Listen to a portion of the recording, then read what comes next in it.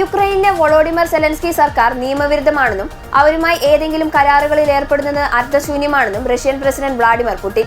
കാലാവധി കഴിഞ്ഞിട്ടും തെരഞ്ഞെടുപ്പ് നടത്താത്ത സെലൻസ്കി സർക്കാരിന് ഭരണത്തിൽ തുടരാൻ അവകാശമില്ല എന്നും റഷ്യൻ പ്രസിഡന്റ് പറഞ്ഞു.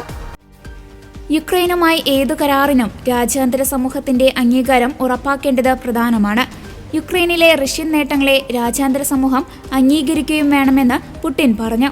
യുക്രൈൻ സമാധാന ചർച്ചകളിൽ ട്രംപിന്റെ പ്രത്യേക പ്രതിനിധി സ്റ്റീവ് വിറ്റ്കോഫ് റഷ്യയോട് പക്ഷാപാതം കാണിക്കുന്നുവെന്ന വാദം അസംബന്ധമാണെന്ന് പുടിൻ പ്രതികരിച്ചു. യുഎസും യുക്രൈനും ജനീവയിൽ ചർച്ച ചെയ്ത വ്യവസ്ഥകളുടെ പകർപ്പ് റഷ്യയ്ക്ക് കൈമാറിയിട്ടുണ്ട്. ഇരു രാജ്യങ്ങളും ചർച്ച ചെയ്ത സമാധാന ഉടമ്പടിയുടെ കരട് രൂപരേഖ യുക്രൈനിലെ സംഘർഷം അവസാനിപ്പിക്കാനുള്ള ഭാവിയിലെ കരാറുകൾക്ക് അടിസ്ഥാനമാക്കാമെന്ന് ഞങ്ങൾ സമ്മതിക്കുന്നു. അങ്ങനെയല്ലെങ്കിൽ റഷ്യ യുദ്ധം തുടരും. യുഎസ് റഷ്യയുടെ നിലപാട് കണക്കിലെടുക്കുന്നുണ്ട്. എന്നാൽ ഏതാനും കാര്യങ്ങളിൽ ഇനിയും ചർച്ച ആവശ്യമാണ്. യൂറോപ്പിനെ ആക്രമിക്കില്ലെന്ന് ഉറപ്പ് വേണമെങ്കിൽ ആ ഉറപ്പ് നൽകാൻ റഷ്യ തയ്യാറാണ്. യുക്രൈൻ സൈന്യം അവർ പിടിച്ചെടുത്ത പ്രദേശങ്ങളിൽ നിന്നും പിന്മാറിയാൽ യുദ്ധം അവസാനിക്കും.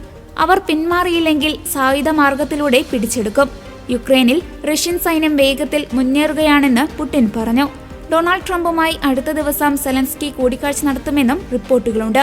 ഇതിനിടെ യുഎസ് പ്രസിഡന്റ് ഡൊണാൾഡ് ട്രംപിനെ പാർട്ടിയിലാക്കാനുള്ള വഴികൾ റഷ്യൻ പ്രസിഡന്റ് വ്ളാഡിമിർ പുടിന്റെ വിദേശകാര്യ ഉപദേഷ്ടാവ് യൂറി യുഷകോവിനെ ട്രംപിന്റെ പ്രത്യേക പ്രതിനിധി സ്റ്റീവ് വിറ്റ്കോഫ് ഉപദേശിക്കുന്ന ഫോൺ സംഭാഷണം പുറത്തുവന്നു.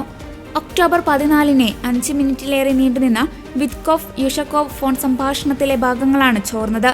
ഗാസ കരാറിന്റെ മാതൃകയിൽ യുക്രൈൻ പദ്ധതിക്കായി ഒരുമിച്ച് പ്രവർത്തിക്കാമെന്ന് വിറ്റ്കോഫ് യുഷകോവിനോട് പറയുന്നു.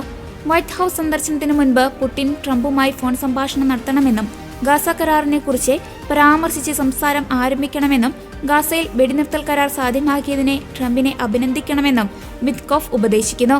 ഗാസ കരാറിനെ റഷ്യ പിന്തുണയ്ക്കുന്നതായും ഗാസ പദ്ധതിയുടെ മാതൃകയിൽ യുക്രൈൻ പദ്ധതി നടപ്പാക്കാമെന്ന് പറയണമെന്നും വിറ്റ്കോഫ് ഉപദേശം നൽകുന്നുണ്ട്. സംഭാഷണത്തിൽ ഗാസ സമാധാന പദ്ധതിയുടെ മാതൃകയിൽ യുക്രൈൻ പദ്ധതിക്കായി ഒരുമിച്ച് പ്രവർത്തിക്കാമെന്ന് നിർദ്ദേശിക്കുന്നു.